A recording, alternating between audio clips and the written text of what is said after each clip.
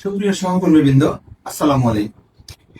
অশ্লীল ও নগ্ন ছবি গোপনে ধারণ করার অভিযোগে বিকৃত রুচির অধিকারী আলিম হোসেনকে টাঙ্গাইল জেলার গোপালপুর থেকে গ্রেফতার। নওগাঁ জেলার ধামুরহাট থানায় শাফিরুল ইসলাম নাকি জনৈক ভদ্রলোক অভিযোগ করেন যে কে বা কাহারা তার মেয়ের নগ্ন ছবি ধারণ করে অনলাইন ছেড়ে দিয়েছে। উক্ত অভিযোগের প্রেক্ষিতে ধামুরহাট থানায় একটি পর্নোগ্রাফি আইনে মামলা রুজু হয়। বিষয়টি পুলিশ সুপারের নজরে আসা মাত্র বিষয়টি গভীরভাবে তদন্ত করার জন্য পুলিশ সুপার ওসি ধামুরহাট থানাকে নির্দেশনা প্রদান করেন।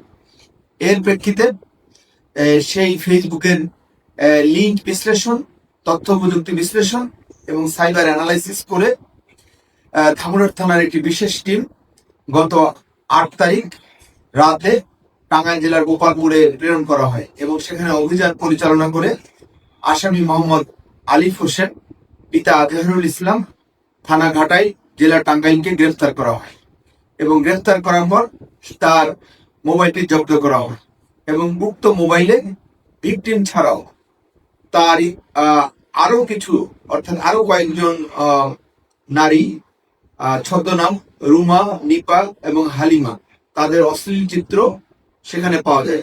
এমনকি তার স্ত্রীর অশ্লীল ভিডিও সেখানে রয়েছে।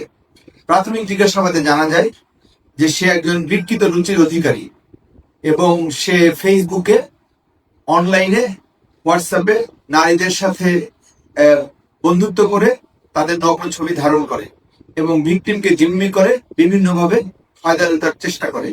এতে সে এক ধরনের বিকৃত আনন্দ লাভ করে।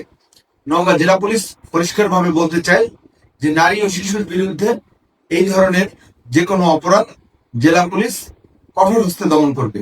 ধন্যবাদ।